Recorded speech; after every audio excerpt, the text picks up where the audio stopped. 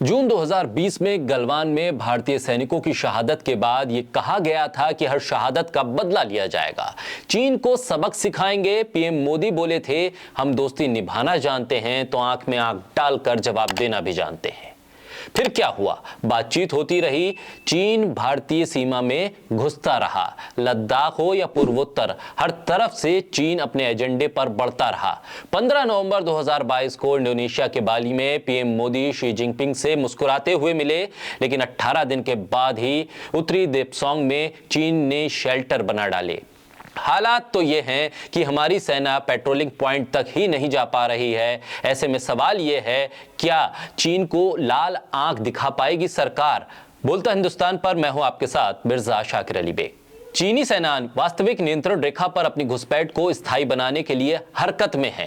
People's liberation army ने हाल के समय में अक्साई चीन और सियाचिन ग्लेशियर के बीच में सामरिक इलाके में 200 से ज्यादा नए शेल्टर बनाए हैं। एलएसी पर करीब 15 से 18 किलोमीटर भीतर बैठे सैनिकों के लिए पीएलए ने वैसे ही प्री फैब्रिकेटेड शेल्टर बनाए हैं जैसे सियाचिन ग्लेशियर में भारतीय सेना लगाती रही है। ये शेल्टर निर्धारित करते हैं कि तापमान किस हद तक जाएगा, बढ़ती ठंड में सैनिकों को राहत देते हैं। इसमें से ज्यादातर शिविर अक्टूबर में शी जिनपिंग के तीसरे कार्यकाल के बाद बनाए गए हैं। राष्ट्रपति मनोनीत होने के बाद ये पीएलए में बड़ी कार्रवाई थी। चीनी सेना ने 2020 में लद्दाख के 5 इलाकों में अतिक्रमण किया था, जहां से उसकी वापसी हो चुकी है, लेकिन देपसोंग और दामचौक में पुरानी घुसपैठ बरकरार है। देपसोंग में चीनी सैनिक मौजूद रहने से भारतीय सेना अपनी परंपरागत पेट्रोलिंग पॉइंट 10, 11, 12, 13 और 14 तक नहीं जा पा रही है।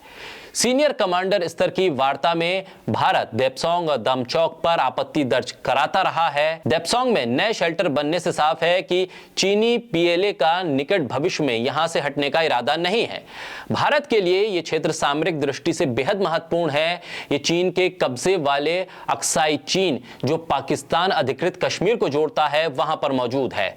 वहीं से चीन की one belt one road initiative के तहत हाईवे बनाने का काम भी चल रहा है।